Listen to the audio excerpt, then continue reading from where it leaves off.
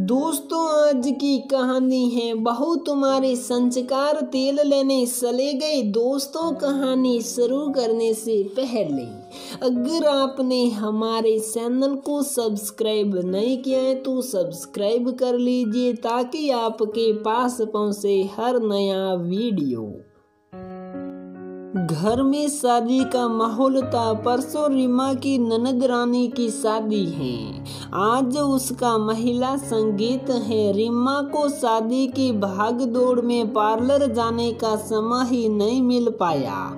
रीमा सोच रही थी अब तो खुद ही तैयार होना पड़ेगा। रीमा को ज्यादा मेकअप करना आता भी नहीं था।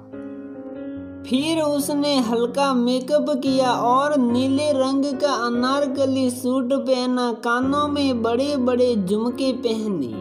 बालों को रीमा ने खुला छोड़ दिया था। तैयार होने के बाद रीमा बहुत ही सुंदर लग रही थी।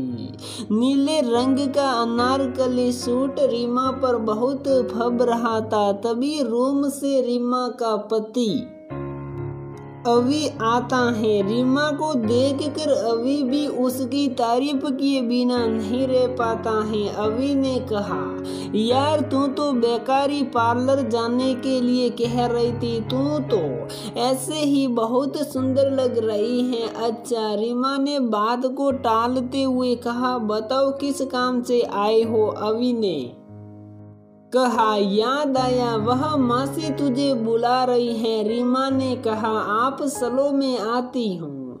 रीमा मासी से मिलने के लिए आती है। रीमा को देखते ही मासी ब्यूटीफुल बोलती है, जिस पर रीमा हंस देती है। वहीं पर रीमा की ननद रानी और सास परमिला देवी भी होती हैं। रानी अभी अभी पार्लर से तैयार होकर आई है। उसने हल्के गुलाबी कलर का लॉन्ग ड्रेस पहनी है और बहुत अच्छा हेयर स्टाइल बनवाया है। रानी को इस तरह मासी का रीमा की तारीफ करना पसंद नहीं आता है। वह अजीब तरह से रीमा को देखती है। रानी सोचती है कि मैं तो पार्लर से तैयार होकर आई हूँ, तब भी मासी ने मेरी तारीफ नहीं की और भाभी तो घर पर ही तैयार हुई है, तब भी मासी भाभी की तारीफ कर रही है। रानी को इस तरह अपनी ओर देखते हुए रीमा को कोई अजीब लगता है।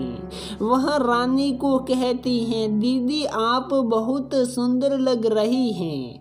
रानी थैंक यू कहकर वहां से चली जाती है। मासी रीमा को अपने साथ बाहर चलने के लिए कहती हैं, क्योंकि आस पड़ोस की औरतें भी आ चुकी हैं। संगीत का कार्यक्रम शुरू हो चुका था। एक एक करके सभी औरतों ने डांस करना शुरू कर दिया। अब तो रीमा के हाथ पांव फूल गए।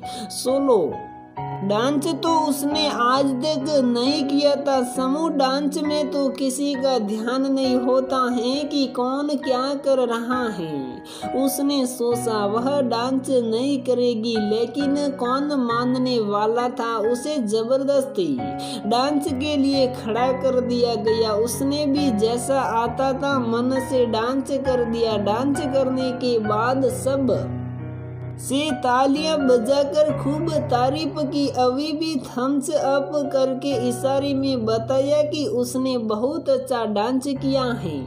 फिर रीमा जाकर अपनी ननद रानी के पास जाकर बैठ जाती है। उसने देखा कि रानी की ड्रेस बैकलेस है और उसके पीछे से स्ट्रैप भी दिख रहा है। दीदी आपका स्ट्रिप दिख रहा है, कहते हुए रीमा ठीक करने की कोशिश करती हैं तो रानी कहती हैं कि कोई नहीं भाभी, ये तो आजकल का फैशन है। रीमा ने सोचा स्ट्रिप दिखाना भी फैशन है। बड़ी अजीब बात है। उसे अपनी शादी का समय याद आ गया। शादी से पहले जब रीमा का लहंगा तैयार होकर आ गया था तो रीमा की सास प्रमिला देवी ने उस लहंगे को देखने के लिए अपने पास मंगाया था। लहंगे को देखकर प्रमिला देवी भड़क गई और रीमा को फोन करके कहने लगी, तूने लहंगे के ऊपर ब्लाउज क्यों बनवाया है, कुर्ती क्यों नहीं बनवाई। रीमा ने उन्हें बताया कि सभी ने लहंगे को देखकर कहा था कि इस पर ब्लाउज ही अच्छा लगेगा। तब प्रमिला देवी ने गुस्से में फोन काट दिया। इसके बाद अवी का फोन आया कि तूने ब्लाउज क्यों बनवाया है, मम्मी भड़क रही हैं। रीमा ने अवी को ब्लाउज बनवाने की वजह बता दी, लेकिन अब रीमा को भी गुस्सा आ गया था। उसने कहा कि मेरा ब्लाउज बिल्कुल सही है ना, तो इसलिए वो लेस है और ना ही उसका बड़ा गला है। लहंगा का दुपट्टा भी हैवी है जिससे कि पूरा ब्लाउज तो ढक ही जाएगा। और अगर इतना ही प्रॉब्लम है तो ये भी बता दो कि साड़ी के ऊपर भी ब्लाउज बनवाना है या कुर्ती। रीमा का गुस्सा देखकर अवी बोला, नहीं नहीं ऐसी कोई बात नहीं है, वो तो मम्मी ऐसे ही कह रही थी, जो बन गया वो ठीक है, तुम गुस्सा मत करो। लेकिन रीमा को बहुत बुरा लग रहा था।